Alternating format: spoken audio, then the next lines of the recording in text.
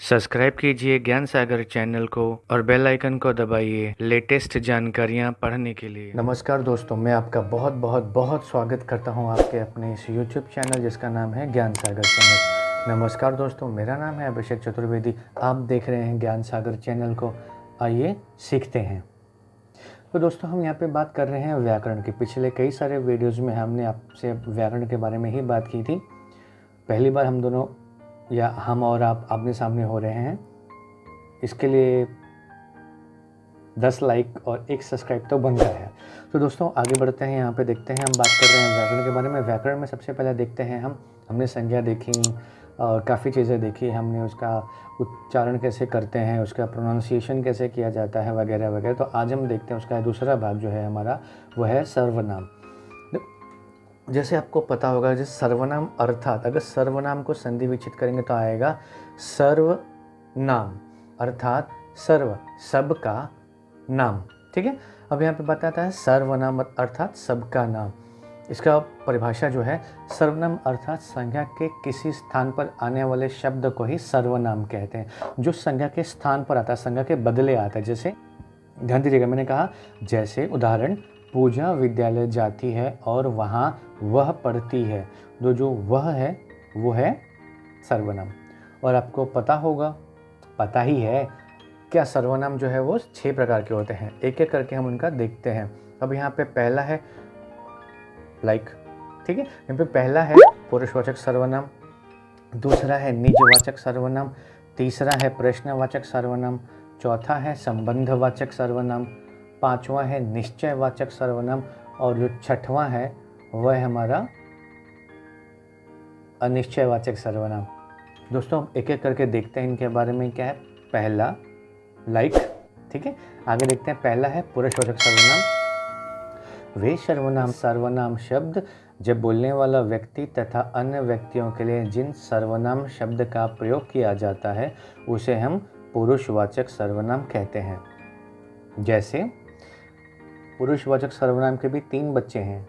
ठीक है, पहला उत्तम पुरुषवाचक सर्वनाम, दूसरा मध्य पुरुषवाचक सर्वनाम और जो तीसरा है वो है अन्य पुरुषवाचक सर्वनाम। अब हम एक एक करके इनके बारे में देखते हैं। पहला हमारा जो है वो है उत्तम पुरुषवाचक सर्वनाम। अब ये क्या है, देखो यहाँ पे नाम से मालूम पड़ता है उत्तम, जैसे मतलब अच्छा जो स्वयं के लिए प्रयोग किया जाता है वैसे वैसे। अब इसका देखते हैं वास्तविक परिभाषा क्या है। सर्वनाम शब्द जब बोलने वाला व्यक्ति स्वयं के लिए जिस शब्द का प्रयोग करता है उसे उत्तम पुरुषवाचक सर्वनाम कहते हैं। जैसे मैं, मुझे, मेरा, मुझको, हम इत्यादि। मतलब जो अपने लिए प्रयोग किया जाता है उसे ही हम कहते हैं उत्तम पुरुषवाचक सर्वनाम। अब इसमें नोट करने की क्या बात है, नोट करने की आपके स्क्रीन पर दिखा हुआ है, आप उसको पॉज करके आप देख सकते हैं।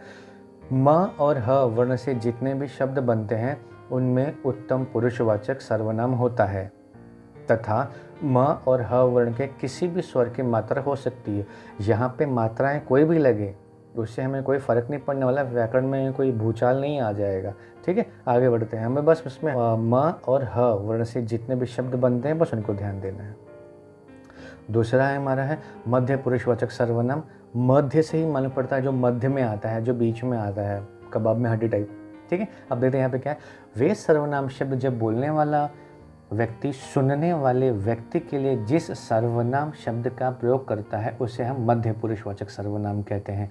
जैसे तू, तुम, तुम्हें, तुमको, तुम्हारे, ये सब हो गए। और जब जो हमसे बड़े हैं उनको आदर देने के लिए हम बात करते हैं आप, आपका, आपको, आपकी, आपके लिए, वगैरह वगैरह। ठीक है, आगे देखते हैं। यहाँ पे इसमें भी आपको नोट करने वाली बात है, आप पॉज करके देख सकते हैं। यहाँ पे बोला गया है तू, आपको नहीं। ठीक है, तू वर्ण से जितने भी शब्द बनते हैं उसमें मध्य पुरुषवाचक सर्वनाम होता है। तीसरा अन्य पुरुषवाचक सर्वनाम। वे सर्वनाम शब्द बोलने वाला व्यक्ति सुनने वाले व्यक्ति तथा अन्य व्यक्तियों के लिए जिस सर्वनाम शब्द का प्रयोग करता है उसे ही अन्य पुरुषवाचक सर्वनाम कहते हैं। जैसे वह, यह, उसको, इसका, उन्हें, उनका इत्यादि। अब आगे बढ़ते हैं यहाँ पे। अब इसमें भी ध्यान रखने योग्य बातें हैं। इसमें आएगा ऊ, छोटा ऊ, ध्यान देना, मैं बात कर रहा हूँ छोटे ऊ की। ठीक है, छोटा ऊ ऊ वर्ण से जितने भी शब्द बनते हैं उनमें अन्य पुरुषवाचक सर्वनाम ही होता है। अब आते हैं वापस से जो छः लाइन थी उसमें हमारा पहला हो गया, अब हमारा दूसरा, जैसे हम कहते हैं निजवाचक सर्वनाम। परिभाषा देखते हैं क्या है इसकी। जिन शब्दों का प्रयोग वक्ता स्वयं के लिए करता है, वक्ता बोलने वाला, जैसे मैं यहाँ पे वक्ता हूँ और आप जो है वो है श्रोता, ठीक है। जिन शब्दों का प्रयोग वक्ता स्वयं के लिए करता है वे शब्द ही निजवाचक सर्वनाम कहलाते हैं, जैसे आप, स्वयं, खुद, स्वतः। इसमें ध्यान देने वाली बात है, देखो मैंने यहाँ पे एक शब्द बोला हुआ है आप, इसके बारे में डिटेल में दूंगा आपको इसी वीडियो में। आगे बढ़ते हैं। जहाँ आप शब्द का प्रयोग छोटों के लिए होता है और यही छोटों के लिए होता है, और ध्यान देना, और यह आदर सूचक मध्य पुरुष होता है।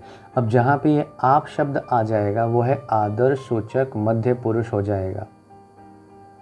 ध्यान दीजिएगा, जहाँ पे ये आप शब्द किसी वाक्य में आ जाएगा तो वह क्या हो जाएगा, आदर सूचक मध्य पुरुष। लेकिन जहाँ आप शब्द का प्रयोग स्वयं के लिए होता है उसे यह वहाँ पर यह निजवाचक सर्वनाम बन जाएगा। आप एक ही है, तरीके अलग हैं, ठीक है। जैसे मैं यह काम अपने आप कर लूँगा, मैं यह काम अपने आप कर लूँगा, मैं और आप, मैं अपने लिए ही बात कर रहा हूँ, ठीक है। तो यहाँ पे जो बात आती है आपकी, तो आप मैं मेरे लिए यूज़ कर रहा हूँ, तो ये है मेरा निजवाचक सर्वनाम। ध्यान दीजिएगा। दूसरा, आप कहाँ जा रहे हैं, तो ये जो है यह आप जो आ रही है आदर सूचक मध्य पुरुष। अब तीसरा देखते हैं, हमारे यहाँ पे है प्रश्नवाचक सर्वनाम। नाम से मालूम पड़ता है ये प्रश्न बनाता है, ठीक है। वे सर्वनाम शब्द जो किसी प्रश्न का बोध कराते हैं, अर्थात वाक्य को प्रश्नवाचक बनाते हैं, अर्थात प्रश्नार्थी बनाते हैं, उसे ही कहते हैं प्रश्नवाचक सर्वनाम। जैसे कौन के लिए कौन गाना गा रही है, तुम्हारा नाम क्या है, तुम विद्यालय कब जाओगे। अब कहोगे सर लॉकडाउन ख़त्म कर दो, हम विद्यालय पहुंच जाते हैं, ठीक है। आगे बढ़, तुम पढ़ाई कब करोगे। तो ये जो जिसमें जो प्रश्न बनता है यही है हमारा प्रश्नवाचक वाक्य। और चौथा है हमारा है संबंधवाचक वाक्य। तो इसको भी नाम से मालूम पड़ रहा है, नाम से हमें ज्ञात हो रहा है कि संबंध बता रहा है, ठीक है। अब देखते हैं, जिन सर्वनाम शब्दों का प्रयोग किसी वस्तु या व्यक्ति का संबंध बताने के लिए किया जाए वह शब्द संबंधवाचक सर्वनाम होता है। संबंधवाचक सर्वनाम का प्रयोग दो शब्दों को जोड़ने के लिए भी किया जाता है, जैसे उदाहरण जैसे, जैसे वैसे, जिसकी उसकी, इतना उतना, जो सो। अब इसका उदाहरण देखते हैं दोस्तों। अब यहाँ पे इसने क्या बोला, जो सोएगा वो खोवेगा, जो जागेगा सो पावेगा। तो जो सो जो आया हुआ है यही है हमारा संबंध सूचक वाक्य। संबंध सूचक वाक्य बोलो या संबंध सूचक सर्वनाम बोलो। दूसरा, जैसी करनी वैसी भरनी। माँ बाप बहुत बोलते हैं ना, अच्छा करोगे तो अच्छा मिलेगा, बुरा करोगे तो बुरा मिलेगा। तो लाइक तो करोगे, अच्छा काम करो, लाइक करो, आपके साथ भी अच्छा होगा। आगे बढ़ते हैं यहाँ पे, जैसी करनी वैसी भरनी। जैसी और वैसी जो शब्द है वो है वाक्य को जोड़ता है। तीसरा, जिसकी लाठी उसकी भैंस, ठीक है, जिसकी उसकी। ये शब्द जितने भी आते हैं वो है वाक्य बनाते हैं। पांचवा देखते हैं, हमारा पांचवा क्या है, निश्चयवाचक सर्वनाम। अब जैसे हमें व्याकरण से ही मालूम पड़ रहा है निश्चयवाचक सर्वनाम मतलब कोई फिक्स है, कोई चीज़ है जो फिक्स है, जो निश्चित है। अब देखते हैं, वे सर्वनाम जो निश्चित वस्तु का बोध कराती है उसे हम निश्चयवाचक सर्वनाम कहते हैं। जैसे यह, वह, उस, वे इत्यादि। उदाहरण, यह मेरा घर है, देख सकते हैं। दूसरा, वह आपकी घड़ी है। तीसरा, वीडियो देखो कितनी उपयोगी है। अंतिम हमारा जो है वो है हमारा अनिश्चयवाचक सर्वनाम। जैसे एग्जैक्ट उसका अपोजिट है, उसका विरुद्धार्थी, उसका विलोम है, क्या है, अनिश्चयवाचक सर्वनाम। जैसे अब यहाँ पे बात कर रहे हैं वे सर्वनाम जो किसी निश्चित वस्तु का बोध नहीं कराते। अब ये जो सर्वनाम है किसी निश्चित वस्तु का बोध नहीं कराएगी, उसे ही हम अनिश्चयवाचक सर्वनाम कहते हैं। जैसे कोई, कुछ, किसी, शायद इत्यादि। अब यहाँ पे वाक्य में आएगा, जैसे हम कहते हैं, अब उसको उदाहरण देख लेते हैं। अशोक कुछ खा रहा है। अशोक खा तो रहा है, कुछ खा रहा है, क्या खा रहा है हमें नहीं पता। किसी ने कहा था, किसी ने, किसने कहा हमें वो ज्ञात नहीं है। तीसरा, कोई आ रहा है।